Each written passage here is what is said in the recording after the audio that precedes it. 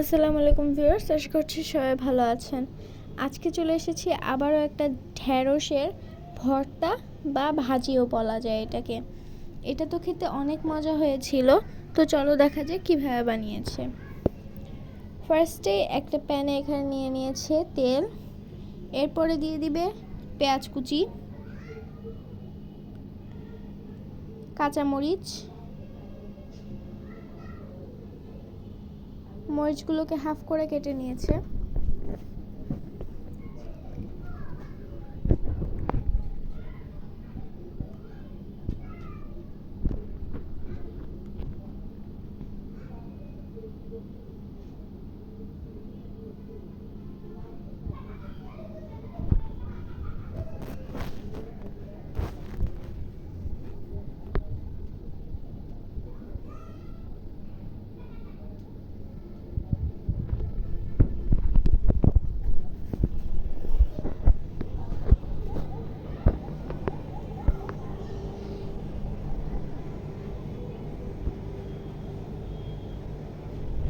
ভিডিওটি যদি ইউটিউব থেকে দেখে থাকেন তাহলে সাবস্ক্রাইব করবেন, আর যদি ফেসবুক থেকে দেখে থাকেন তাহলে ফলো করে আমাদের পাশেই থাকবেন, যাতে আমরা আরও নতুন নতুন ভিডিও আপনাদের সাথে শেয়ার করতে পারি।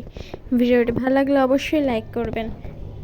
তো এখন এই পর্যায়ের মধ্যে দিয়ে দিবে 2টা ডিম। এটা আপনারা চাইলে স্কিপও করতে পারেন।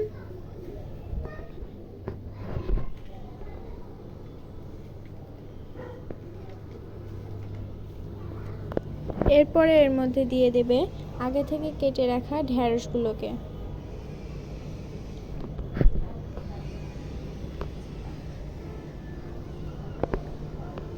দিয়ে দিবে লবণ, দিয়ে ভালোভাবে নাড়াচাড়া করে ভেজে নিতে হবে।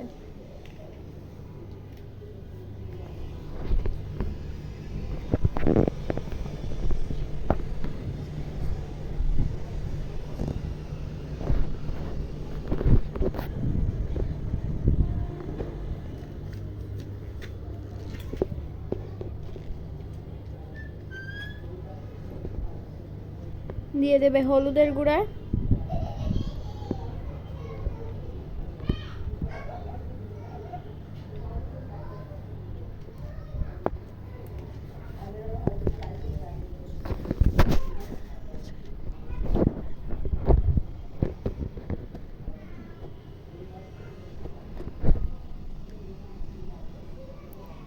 ভিডিওটি আপনাদের কাছে ভালো লেগে থাকলে অবশ্যই লাইক করে দিবেন।